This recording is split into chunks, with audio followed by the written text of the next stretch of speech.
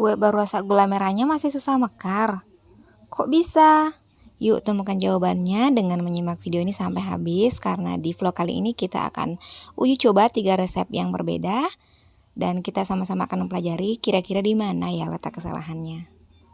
Assalamualaikum, hai semua, selamat datang kembali di Koda Official. Kali ini dengan tema uji coba 3 resep yang berbeda. Kue apa lagi kalau bukan kue baru rasa gula merah.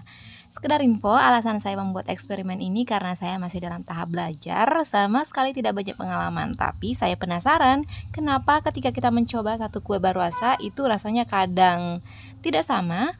Bahkan di media sosial pun ada banyak dibagikan resep baru rasa yang berbeda. Nah, berangkat dari situ saya mencoba membuat uji coba mengambil 3 sampel yang berbeda.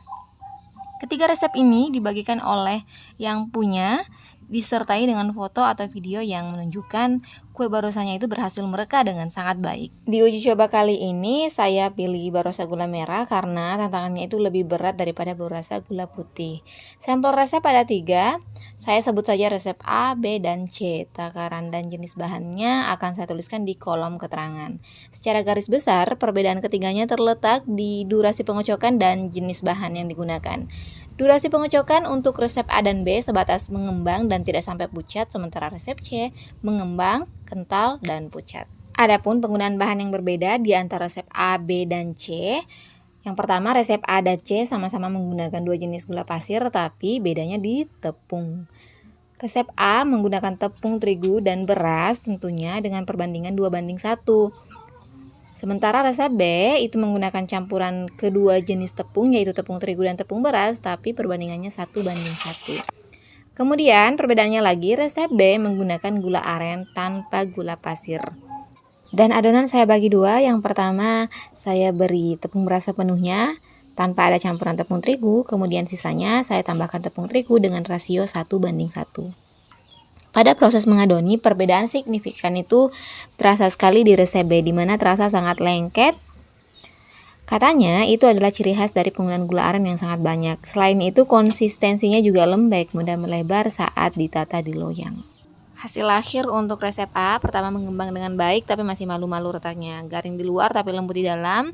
Manisnya berasa, tapi di lidahku itu masih butuh dikurangi. Pori-porinya halus, tapi cenderung ringan seperti spoon. Sementara untuk resep B, itu jauh lebih manis daripada resep A, lebih wangi tentunya.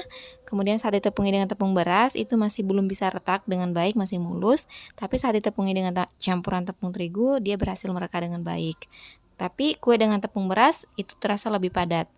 Nah, untuk resep C, retaknya cantik, lembutnya dapat, lebih padat juga, tapi kurang berasa wangi dari ciri khas gula arennya. Dan terakhir, ini sebagai penutup, sebenarnya semua resep yang dibagikan di media sosial itu bagus, hanya kembali ke diri sendiri, sukanya yang mana. Kalau saya cenderung menyukai resep bau rasa yang menggunakan tepung beras dan gula arennya itu lebih banyak daripada gula pasir.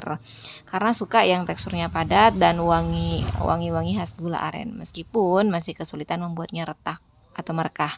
Tapi itu bisa jadi juga karena kurang lama dikocok.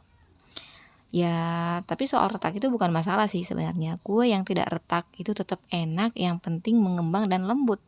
Baiklah, sekian untuk video kali ini. Terima kasih sudah menyimak. Sampai jumpa di episode berikutnya dengan versi terbaik. Bismillah. Wassalamualaikum.